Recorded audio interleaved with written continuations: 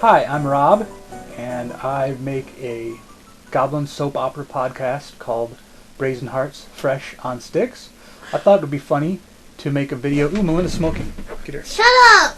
I thought it would be hilarious to give you a behind-the-scenes look at putting together an episode, and also this way it won't be an advertisement. It'll be your look, I don't know, back behind-the-scenes documentary. I figure this is bound to be as exciting as a taping of Prairie Home Companion, except with more continuity errors. Remember when they used to show those on PBS? Good stuff. I don't understand why they don't do that anymore. But what'll make it hilarious is that I'll be directing Melinda, trying to get her to do a voice of a fairy.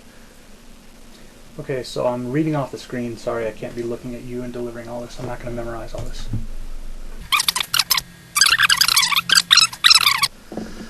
So anyway, I sold out my entire inventory of dried hearts, gall powder, and human boots. That wasn't the hard part. The real pain was mall security guards telling me I had to get a vendor's permit.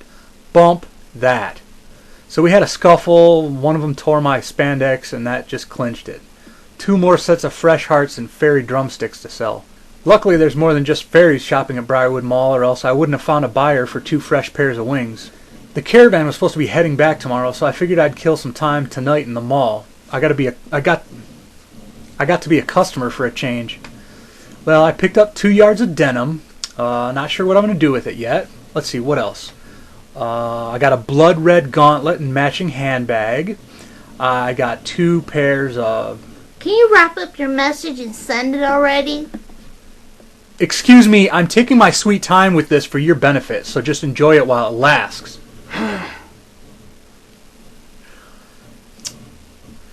Let's see, 2 pairs of spurs. One of them has elves kind of carved into them, so it looks like you have little silver elves painfully clinging onto your boot with their arms, and the sharp part of the spur is clutched between their feet. Okay, that's all. I was trying to pick out a top, something gray or black to contrast with the blood red gauntlet set. I came in here to the Gap. It's like this huge hollow tree growing up out of the east wing of the mall, and you have to squeeze through this narrow gap to get inside. I look around for maybe 15 minutes and finally find this kind of, what kind of gray? It's like an undead gray tank top. But the one I picked up was too small, so I go to reach for a bigger one on the shelf, and I grabbed it at the same time as this fairy Cindy grabbed for it. It's not Cindy, it's Sinsi.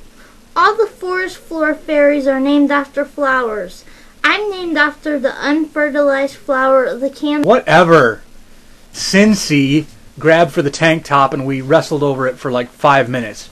She put up a pretty good fight for a fairy. I might have clobbered her if she was on the ground, but she gets up in the air and she's out of reach. It won't even fit you. Everything in here is for fairies. Why do you think they made such a narrow gap for the door? The largest thing in here wouldn't fit you. It will too fit me. You hippies just wear everything too loose and baggy.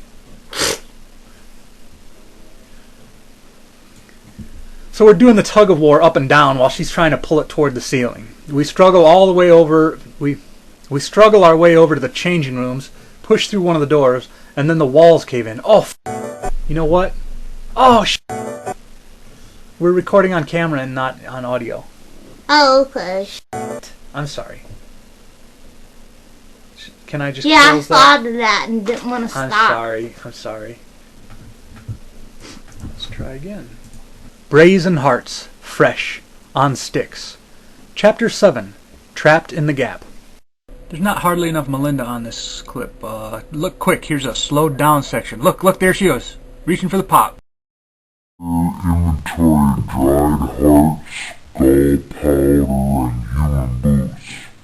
That wasn't the hard part. The real pain was mall security guards telling me I had to get a vendor. In our stories, it's the Dream Meadow, where tall crystal glasses sway in the... Very nice, thank you. Damn, Now what would be really cute is if you do your deep voice and you do the voice, Nancy. Or do you want me to do it? Do you want me to do it? Try it. Just Give me read it some through. more fucking lines.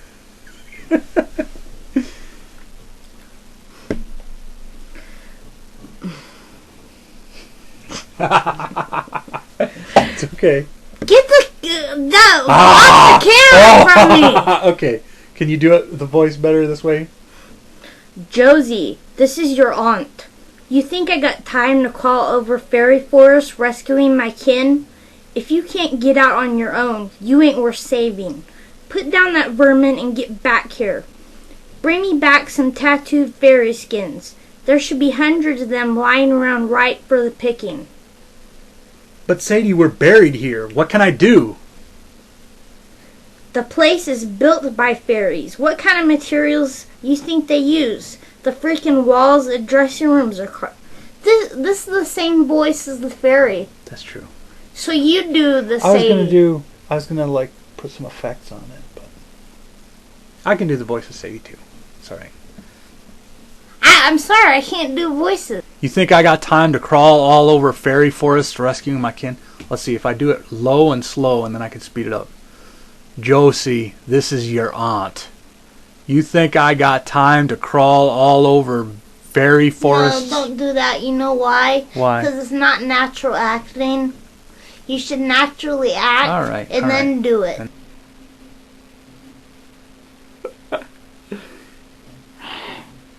I wanted to record some dragon breaths from Melinda so that I could, because I want that as this character is going to be a fairy who's got her lungs crushed and she's screwed up. So for the bass, I'm probably going to manipulate the sound a little bit, but for the basic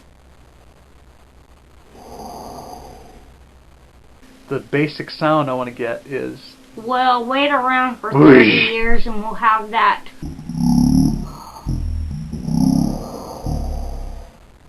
Sorry about that, Sinsi.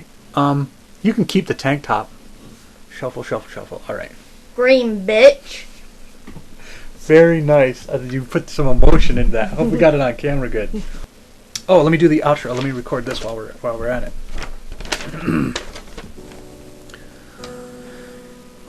You've been listening to Trapped in the Gap, Chapter 7 of Brazen Hearts, fresh on sticks. Written and produced and almost everything by Robert Thomas Northrop, with special spousal guest Melinda Ann Smith as Sinsi.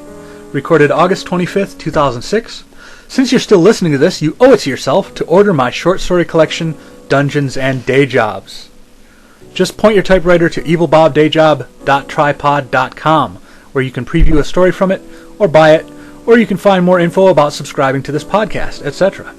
That address again is evilbobdayjob.tripod.com. Until next time, keep keeping it fresh. And are you done with that stick?